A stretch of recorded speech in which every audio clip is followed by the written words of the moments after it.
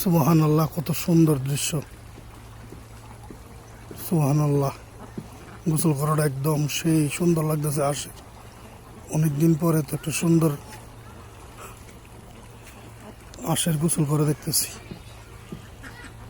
মনটা কইতেছে যদি স্কুল লাইফে তো আপনার কত আশ চুরি করলাম।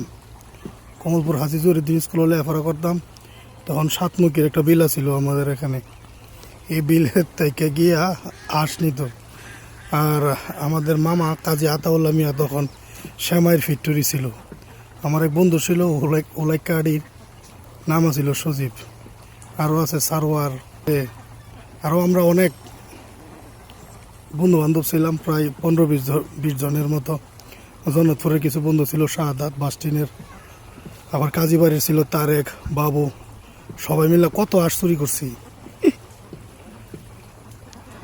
আছে বন্ধু বান্ধব এখনও আছে, কিন্তু বন্ধু বান্ধব এখন আর আগের মতো নাই। বন্ধু বান্ধব এখন কিছু বিদেশ গেছে, জান্নাতা ছিল, আরও কিছু বন্ধু বান্ধব ছিল। আমরা সবাই মিল্লা এই সাতমুখী বিলের থেকে আশ চুরি করতাম, ওইটা লিয়ে যেতাম। সজীব ওলাইকাড়ির সজীব এখন একটু নষ্ট হয়ে গেছে আর কি, মানে একবারে নষ্ট, তার কারণে চলাফেরা নেই। বন্ধু বান্ধব আছে কিছু দেশের বাইরে আছে, ইটালি, মালয়েশিয়া, সিঙ্গাপুর, বিভিন্নভাবে আর কি বিভিন্ন বন্ধু বান্ধব আছে। তবে এই স্মৃতিগুলি দেখলে মনে হয় আর কি, যে পুরানো স্মৃতিগুলি দেখলে বন্ধু বান্ধবের স্কুল লাইফের কথা মনে হয়। বন্ধু বান্ধবে কত আশ চুরি করছে। আর ধন্যবাদ জানাই কাজী আতাউল্লাহ মিয়ার মামা, উনি অসুস্থ, সবাই ওনার জন্য দোয়া করবেন। মানে ওনার থেকে কত ধরনের আমরা আড়া যে চুরি করে নিছি, বস্তার আড়া নিতাম গা এই আশের মাংস খাইবার লাগা। এই সবুজ ভাই তখন আসিল না, সবুজ ভাই জানতো না, ফুকন ভাই আসিল। ফুকন ভাই মাঝে মধ্যে জানতাম তো যে আমরা আড়া লিয়ে যেতাম গা আয়াসেরা। একটা শ্যামের মিস্ত্রির একটা কারিগর ছিল, এর নামটা খেয়াল নাই এনই। আবার সুয়েল ভাই প্রায় সময় আমরা দৌড়তো, বর্তমানে সাংবাদিকতা করে। উনি প্রায় সময় আমরা দৌড়তো যে আমরা 8 কেজি 10 কেজি আড়া লিয়ে যেতাম গা।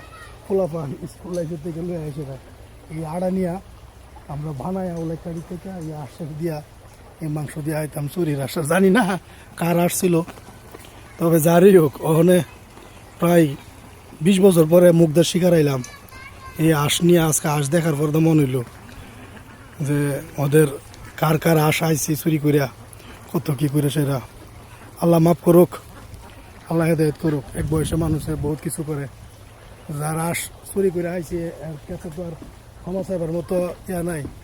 তবে আস্তাগফিরুল্লাহ, আল্লাহ মাফ করুক। জীবনে বহুত পাপ করছি, আল্লাহ মাফ করুক। সবাই ভালো থাকবেন, সুস্থ